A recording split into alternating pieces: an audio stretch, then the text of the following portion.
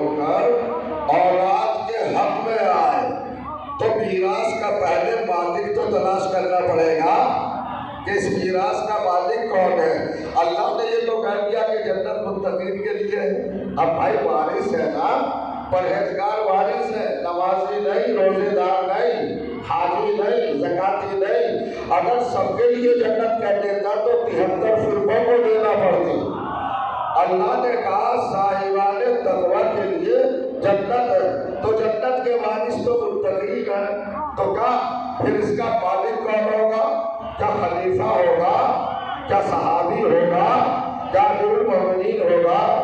کون ہوگا بھائی جنت کا مالک؟ تو اللہ نے یہی شارٹ کٹ میں بتا دیا، یہی کو جواب مل دیا کہ بے وقوف ہو قرآن پڑھنا بھی نہیں آتا۔ ارے ہم نے جنت جب متقین کی میراث بنائی ہے تو مالک امام المتقین ہوگا۔ سلمان پڑھے محمد والے محمد۔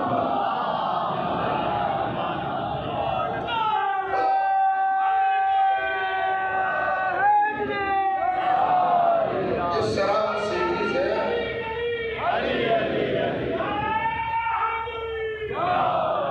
ذرا سا اس سچویشن سے باہر نکلے اور آئے۔ جنت صاحبان تقویٰ کی میراث ہے، متقین کی۔ تو مالک کون ہوا؟ امام المتقین۔ اب جس کے پاس امام المتقین ہے انہیں کے پاس جنت ہے۔ جھگڑے کی کیا بات ہے، تنازع کی کیا بات ہے، ٹکراؤ کی کیا بات ہے، تصادم کی کیا بات ہے، فتووں کی کیا ضرورت ہے؟ امام المتقین کون ہے؟ توجہ کریں گے۔ اچھا جنت ایک ایسا میٹر ہے عزیزوں، ایسا موضوع ہے، ایسا سبجیکٹ ہے، ایسا عنوان ہے، ایسا وشے ہے کہ یہ سب کو پیارا ہے۔ ہر ایک کسی کی چاہت طلب ڈیمانڈ جنت ہے۔ عیسائی کو جنت چاہیے، یہودی کو جنت چاہیے، مجوسی کو جنت چاہیے، سکھ کو جنت چاہیے، یہودی کو جنت چاہیے، آتش پرست کو جنت چاہیے۔ توجہ کیجیے گا، سناتنیوں کو جنت چاہیے، مسلمانوں کو جنت چاہیے، دیوبندیوں کو جنت چاہیے، بریلویوں کو جنت چاہیے، شافعیوں کو جنت چاہیے، حنبلیوں کو جنت چاہیے، مالکوں کو جنت چاہیے، شافعیوں کو جنت چاہیے، اہل کتاب کو جنت چاہیے، اہل حدیث کو جنت چاہیے، سلفیوں کو جنت چاہیے، اہل نصاب کو جنت چاہیے، اہل کتاب کو جنت چاہیے، اخباریوں کو جنت چاہیے، درباریوں کو جنت چاہیے، علویوں کو جنت چاہیے، فضولیوں کو جنت چاہیے، ملنگوں کو جنت چاہیے، پلنگوں کو جنت چاہیے، اور وہابیوں کو جنت چاہیے، صحابیوں کو جنت چاہیے، سب کو جنت چاہیے۔ کون ہے جو جنت نہیں چاہتا؟ خلیفہ۔ ہر ایک کسی کو جنت کی طلب ہے۔ جنت بھائی صاحب یہ گھنٹہ کیوں بجا رہے ہو؟ اگر ہندوؤں سے پوچھئے کہ سورگ ملے گا، یہ گنگا کے کنارے موجوں کو گن کر کنکریاں کیوں پھینک رہے ہو؟ اوم نمہ شیوائے کیوں کہہ رہے ہو؟ کہ سورگ چاہیے۔ یہ پوچھئے پادریوں سے گرجا میں کیوں جا رہے ہو؟ کہ جنت چاہیے۔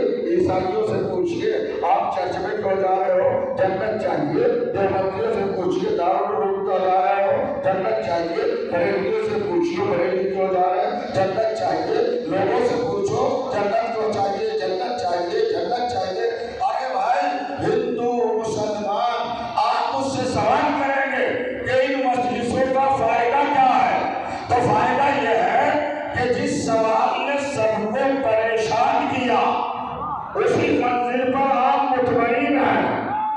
ہر ایک کوئی جنت چاہ رہا ہے۔ اب یہ جگہ میں نہیں رہیں گے، مولوی کو جنت چاہیے، مفتی کو جنت چاہیے، قاضی کو جنت چاہیے، مجتہد کو جنت چاہیے، آیت اللہ کو جنت چاہیے، مرجع کو جنت چاہیے، فاضل کو جنت چاہیے، محمود کو جنت چاہیے، مصنف کو جنت چاہیے، مولوی کو جنت چاہیے، نمازی کو جنت چاہیے، حاجی کو جنت چاہیے، زکاتی کو جنت چاہیے، جہادی کو جنت چاہیے، اصولی کو جنت چاہیے، تسبیح پڑھنے والے کو جنت چاہیے۔ یعنی ایک بس ایک ہو لگی ہے، جنت جنت جنت جنت۔ کوئی دیر رکعت نماز بھی نہیں پڑھتا بغیر جنت کے لالچ کے کہ جنت چاہیے، جنت چاہیے، جنت چاہیے۔ میں جو ساری دنیا جنت کے لیے پریشان ہے، نمازیں قربان، استل قربان، اپنی یاترا قربان، سب کچھ قربان ہے کہ جنت پر اتنی اہم ہے نا، سارے بڑے جا رہے ہیں۔ میں آپ کے سر پر باب الحوائج کی بارگاہ میں قرآن رکھ کے پوچھنا چاہتا ہوں، آپ یہاں 4 روز سے ہیں، قرآن کی قسم کھا کے بتائیے کسی کے ذہن میں جنت آئی؟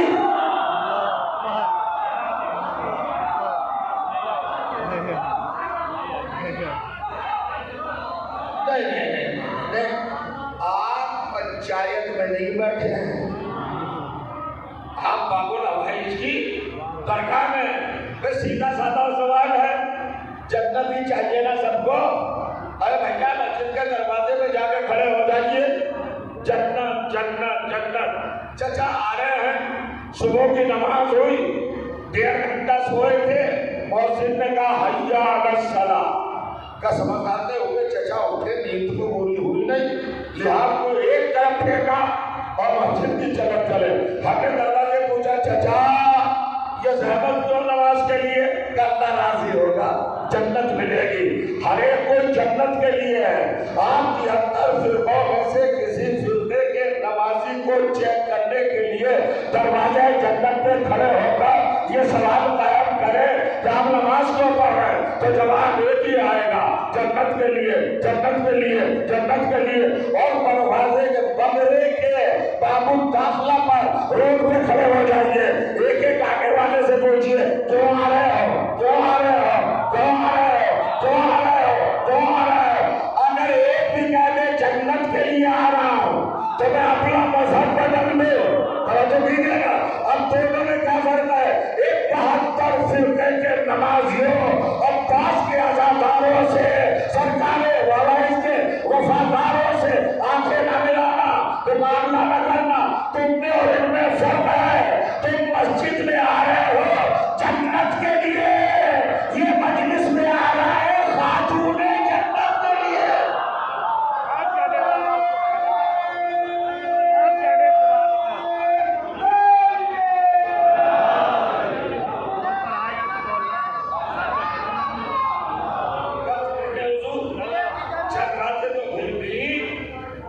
میں بڑی خطرناک عرض کرنے جا رہا ہوں، اب سنیے صاحب، آپ اتنے مطمئن، اتنے کانفیڈنٹ، اتنے آسانی سے کیوں بیٹھے؟ کبھی جنت کے لیے سوچا ہی نہیں؟ جو جنت کے لیے سوچے وہ شیعہ ہے ہی نہیں۔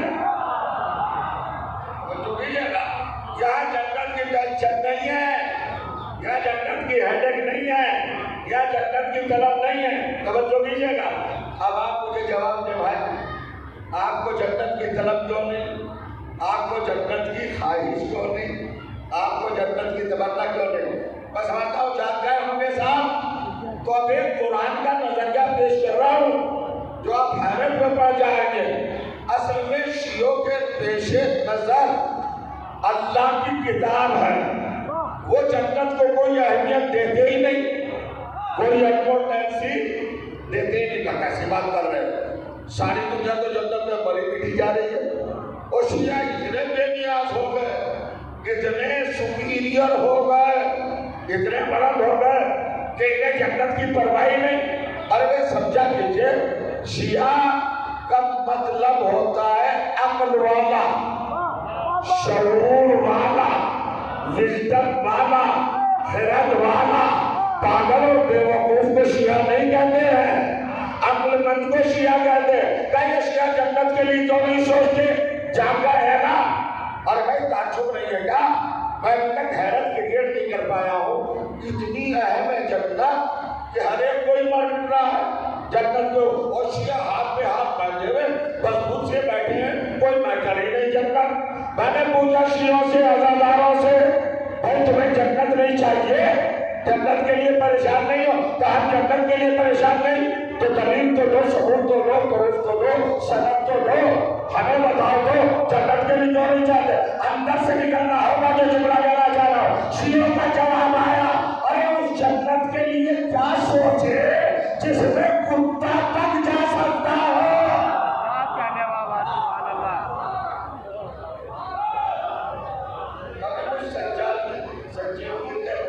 کور میں ہے کچھ لوگ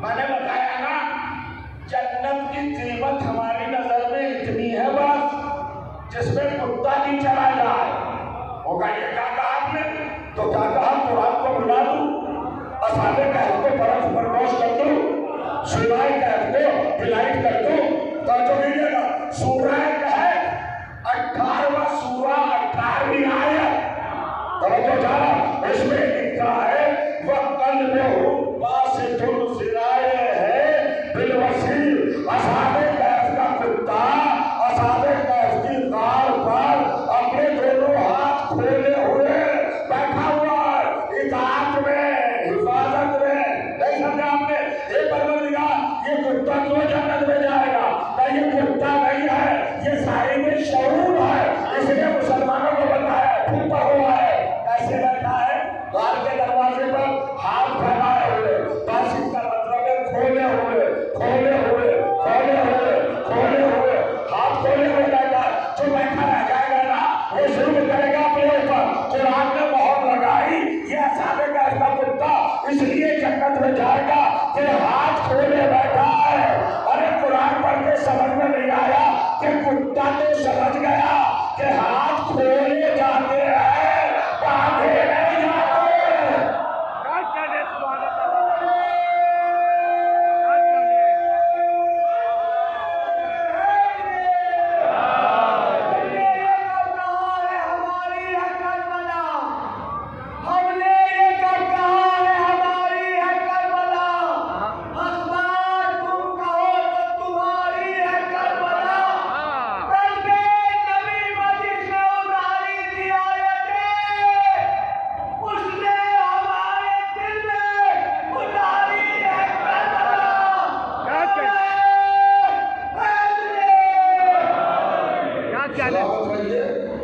شاد و آباد رہی حضور کچھ باتیں کچھ کیفیتیں آپ کے سامنے عرض کر رہا ہے کون جائے گا جنت میں اصحاب کہف کا کتا مجھے تو تعجب یہ ہے کہ 4 دن میں بھی اتنے عظیم خطبہ اور علماء کی مجلسیں سن کے اگر ہمارے ذہن تیار نہ ہوئے ہوں تو پھر تیار کب ہو گئے ارے کتا نجس العین ہے کتا نجس ذرا کسی کو کتا کہہ کے دیکھیے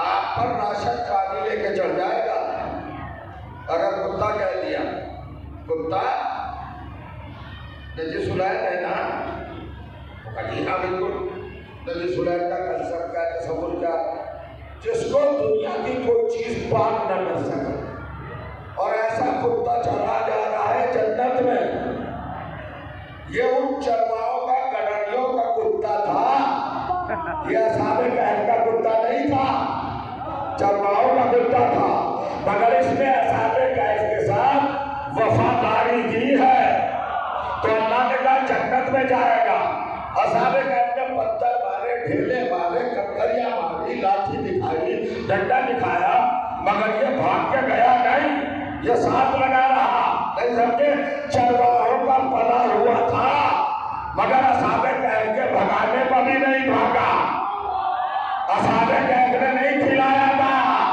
گڈریوں نے کھلایا تھا اب ذرا کمپیئر تو کرو جسے گڈریے غذا کھلائے وہ اصحاب کہف کا اتنا وفادار کہ بھگانے پہ بھی نہ بھاگے یہ خدیجہ کا مال کھانے والے چپوں سے کیوں بھاگ رہے